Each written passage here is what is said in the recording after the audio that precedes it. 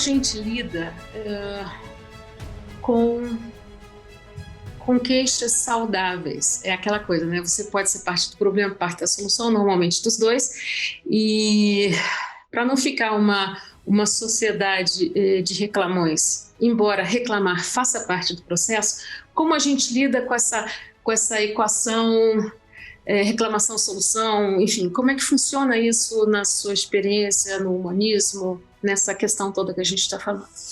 Então, a gente lida com uma outra equação, uma brincadeira que eu uso no consultório, a regra 10-90. 10% do tempo lidando com o problema e 90% buscando construir soluções. Mesmo que nós não tenhamos solução naquele momento, a gente não pode ou não deveria se organizar em torno das respostas que a gente já sabe dar para a vida, se elas forem insatisfatórias. Então, o tempo de queixa é necessário, é uma catarse. Mas em 1885 o Freud já sabia, eu não sou psicanalista, mas o Freud é genial, o Freud já sabia que tudo que uma catarse faz é diminuir temporariamente um sintoma, mas como nada mudou, o sintoma volta.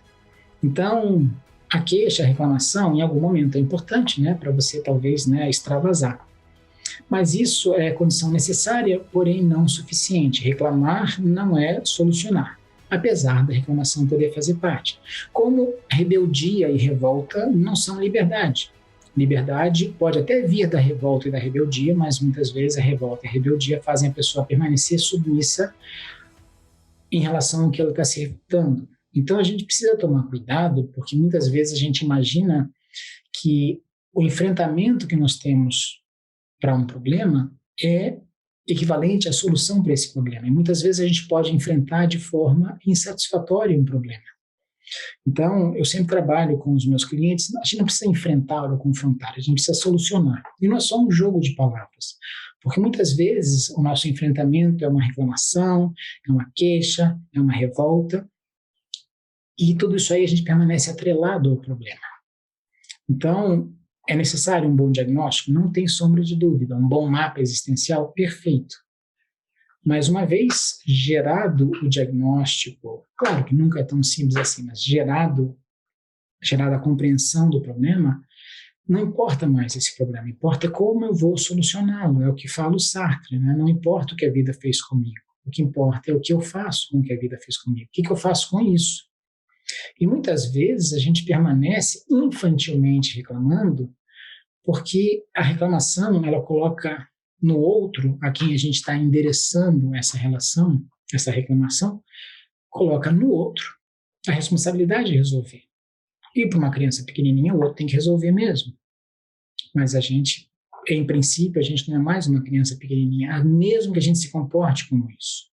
Então, eu entendo que a gente precisa, por isso eu coloquei esse percentual tão dispar, né? 10% problema. Se queixa, reclama, o que é que seja. 15 minutos de reclamação. Depois dos 15 minutos, tá, agora já deu de reclamar. Agora vamos ver como é que a gente soluciona.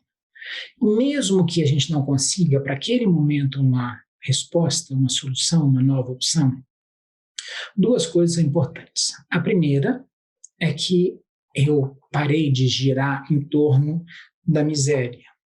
E a segunda é que eu me capacito cada vez mais a não me submeter a um problema. Então tá, eu posso até perder várias batalhas na vida, mas nenhuma delas vai ser entregue de mão beijada.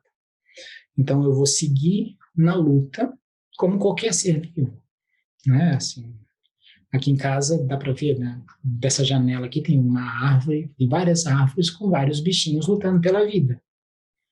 Os insetos querendo fugir de passarinho, passarinho querendo fugir de gato e gato querendo fugir de gavião, e tá tudo certo.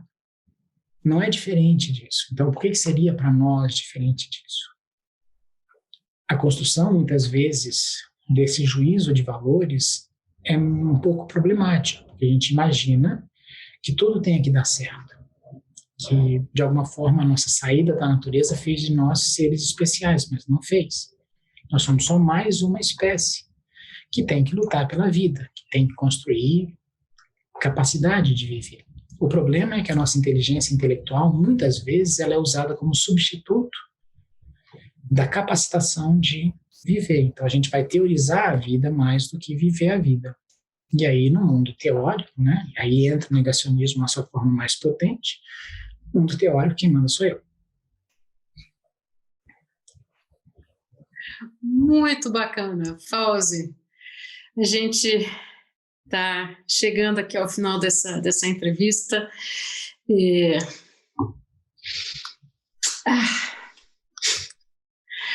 eu acho tão bacana esse projeto, principalmente porque ele se propõe a ter uma parte visual, uma parte escrita e tudo mais, que dá para ver, rever, parar, fazer pausa, refletir. Eu agradeço a você por esse convite à reflexão. Não sei se eu te interrompi agora, se você ainda quer falar mais alguma coisa, mas o que eu acho muito bacana é a trajetória que você faz da criança ao adulto, a criança chegando no adulto, essa inter-relação, como funciona e como a gente é, né? É isso aí. É tudo isso, é apenas isso. É só isso mesmo. Eu acho muito interessante também o que ele traz essa questão muito forte do uso das redes sociais, né? Como uma maneira de se expressar, né? Eu acho que o Fauzi faz uma ponte muito interessante, porque com o tempo os seres humanos têm perdido este estímulo, talvez, de se falar um com o outro, a comunicação direta, locutor-interlocutor, um com o outro. Então, e eu sinto que a gente está, aí uma impressão minha, né? Eu sinto que a gente está perdendo a capacidade da comunicação direta uns com os outros. E aí a gente se esconde por formas de terceirização daquilo que eu gostaria de dizer. E aí chega a rede social e ela, de uma forma muito direta, ela oportuniza o melhor e o pior que nós temos, porque aí a coragem desse dizer dá de uma forma que a pessoa pode se sentir tão confortável, a ponto até que, mesmo que ela esteja desconfortável, ela tenha a criar perfis falsos para se esconder, visto que não basta, obstante o fato de ela estar distante, porque ela está em um local e as pessoas em outra, não é uma comunicação direta, mas ela tem como fazer uma coisa que ela não faria pessoalmente, que é colocar uma máscara. Então, é a colocação de uma máscara após a outra. Então, ela começa a se esconder com máscaras. Então, é uma máscara após a outra. A fake news é mais uma máscara. Então, você pega uma determinada informação e você coloca uma máscara na sua máscara. E aí você não diz a fonte. Ou você reinterpreta a fonte. E aí o que você faz? Você diz que num jornal alemão, uma universidade alemã, ou você até pega um fato que existiu e você coloca como se esse fato aconteceu agora. E aí você vai checar a fonte. E aí você percebe que a fonte realmente diz que aquele fato aconteceu, só que foi 30 anos atrás. Então, ela perde completamente o contexto. Sim. Então, mais uma vez, você está metamorfoseando esse tipo de coisa. Inclusive, eu queria finalizar e dizer uma coisa que aconteceu comigo semana passada. Eu trabalho com vários colegas jornalistas e estou prestando vários serviços, e aí um deles me ligou e falou, olha, temos aqui um negócio para a gente fazer uma postagem e tal de um serviço que eu estou fazendo, e aí hoje é o dia de tal coisa. Aí eu falei, dia de tal coisa? Mas eu não sabia dessa data. Isso veio da onde? Não, eu liguei o meu celular, e aí quando ele disse bom dia, ele disse, chama Alexia.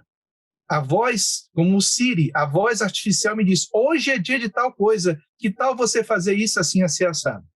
Então, vamos fazer um post sobre isso? Falei, para um pouquinho, eu não confio na Alexia, eu não sei quem é a Alexia, eu não tenho uma relação com a Alexia. ela não é uma fonte confiável. Você é jornalista. A sua fonte não pode ser a Alexia. Você foi atrás para saber de onde a Alexia tirou isso? Aí ele falou, não, enquanto eu estou conversando com você, eu não achei. Aí nós fomos em inglês e com muita dificuldade achamos que era um feriado nos Estados Unidos. Achamos isso em alguns sites americanos. E aí eu falei, opa, agora eu tenho uma fonte. Mas não existia nenhuma fonte oficial. Eram blogs, etc e tal, que falavam.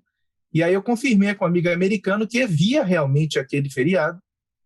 E aí eu fiz o post. Aí eu disse para ele, me desculpa, eu não consigo passar uma informação para alguém e dizer que a fonte é a Alexia. Porque a única coisa que se aproxima disso é uma cantora que eu já ouvi falar e tem um nome parecido com esse. Mas eu não posso dizer que a fonte é ela. Então, veja que até mesmo uma pessoa que é profissional da comunicação tem pós-graduação em informação e redes sociais, cai na armadilha que uma suposta inteligência artificial, conexões que o Fauzi nos traz, são tão importantes porque a gente vai chegando ao ponto que a gente vai constantemente se desconectando uns dos outros e se desconectando da verdade, porque a verdade chega a um determinado ponto, ela para de perder a importância. Aquela famosa frase que o Franco usava e que agora alguns presidentes usam, que é o "who cares?". E daí? Quem se importa? Até que ponto a verdade me é cara? E aí vamos ao encontro de tudo que o Fauzi nos traz brilhantemente, não é? Que é essa questão de que, e aí? A gente vai se esconder, a gente vai se infantilizar, a gente não vai aceitar os nãos da vida, a gente só quer a postura inclusiva, como o Fauzi tão bem traz, eu quero isso e aquilo, que me convém. O partido que me convém. Então, se o partido me convém, ele não erra. Chega a ser torcedor de futebol. Eu sou Flamengo. Não interessa se o jogador caiu e não foi pênalti, não interessa. Não interessa se o Maradona fez o gol com a mão.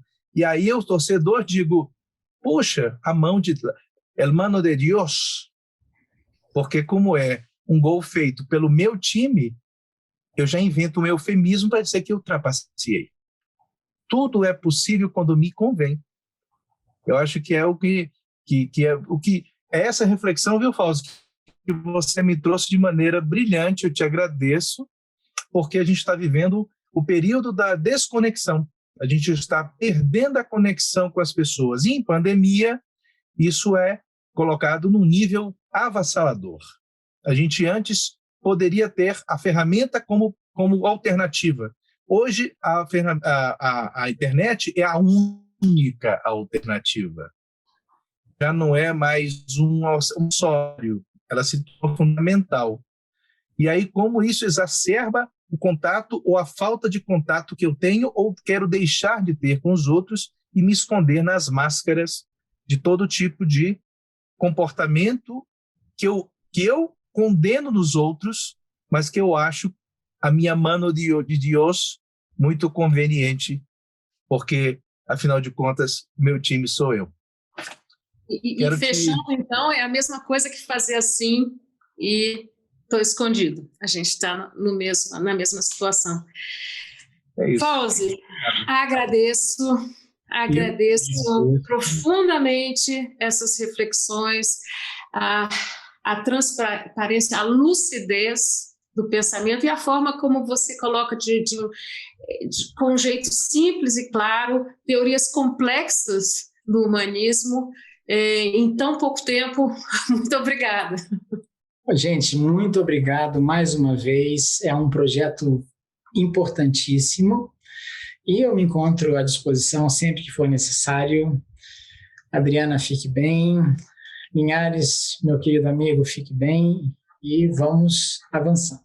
Beijos. Beijo. Tchau. Olá, tudo bem? Espero que tenham gostado da entrevista e na semana que vem teremos mais um tema abordado por um de nossos entrevistados. Aguardo vocês.